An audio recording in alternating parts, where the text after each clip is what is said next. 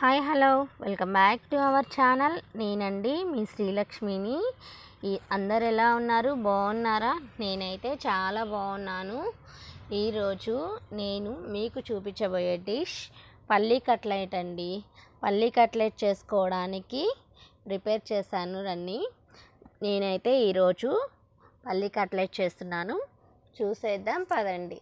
మీరు ఎప్పుడైనా కాజు కట్లెట్ తినుంటారు కానీ పల్లీ కట్లెట్ తిన్నారా? తినుండరు. చూడండి, నేను ఈరోజు చేస్తున్న డిష్ పల్లీ కట్లెట్. ఎలా ఉందో చూసి మీరు నాకు కామెంట్ చేయండి. మీరు కూడా ట్రై చేస్తే నాకు కామెంట్ చేయండి. Please support my channel, support చేయండి. చేసుకోవడానికి 1 కప్పు వేరుశనగ పప్పు తీసుకున్నాను. బాగా సన్న మంట మీద వేపుకోవాలి. పెద్ద మంట పెడితే పైన మాడుతాయి కానీ లోపల పచ్చిగానే ఉంటాయి. అందుకని చిన్న మంట మీద 15 మినిట్స్ దాకా బాగా వేపుకోవాలి. ఎలా అంటే మనం పట్టుకొని చూస్తే పట్టు ఊడిపోయేలాగా పైన వేరుశనగ పప్పు పట్టు ఊడాలి. అదిగోండి చూడండి, అలా పట్టు ఊడిపోయి అవి పక్కన పెట్టేసుకొని ప్లేట్లో ఇంకో బాండీలో 1 కప్పు పల్లి తీసుకున్నాం కదా, కొంచెం తక్కువ పంచదార 1 టీ గ్లాస్ బాండీలో వేసుకొని 1 టీ గ్లాస్ వాటర్ వేసుకొని చిన్న మంట మీద లో ఫ్లేమ్లో వేపుకోవాలి. పట్టు తీసుకుని మిక్సీ పట్టుకున్నాను అనమాట. పంచదార పాకం రెడీ అయ్యేలేకి వేరుశనగపప్పు మిక్సీ పట్టుకొని, నేనైతే వేరుశనగపప్పు కొంచెం నూకగానే వేసుకున్నాను, బాగా మెత్తగా వేసుకోలేదు. మీకు బాగా మెత్తగా కావాలంటే ట్రై చేయండి, మెత్తగా వేసుకోండి. పంచదార పాకం బాగా కలుపుతూ ఉండాలి. పాకం వచ్చేంత వాటికి, బాగా ముదురు పాకం కాదు, లేత పాకము, సన్న తీగలాగా పౌడర్ వేసుకున్నా అది కలిపేసుకున్నాను.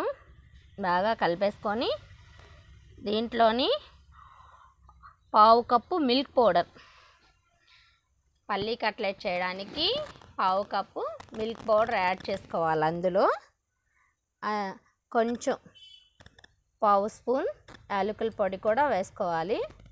అది బాగా కలిసేంత వాటికి తిప్పుతూనే ఉండాలి.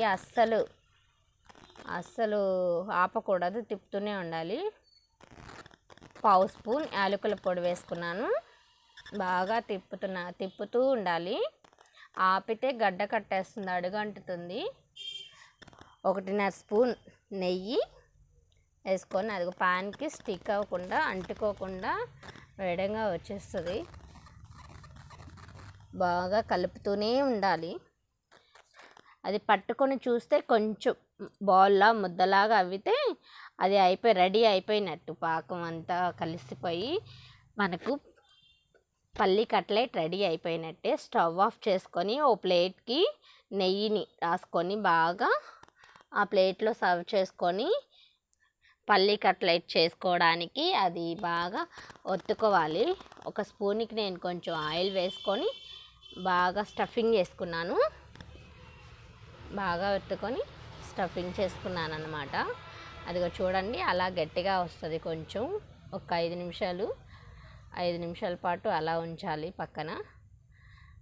ఆ ప్లేట్కి సరిపోలేదు, అందుకని నేను బాగా మందంగా వచ్చేస్తుంది ఎక్కువ, అందుకని నేను ఇంకో ప్లేట్లోకి తీసుకున్నాను అనమాట.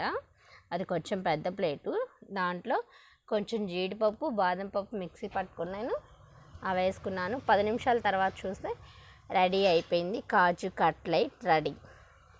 చాలా టేస్ట్ అయితే చాలా బాగుంది. Please subscribe my channel.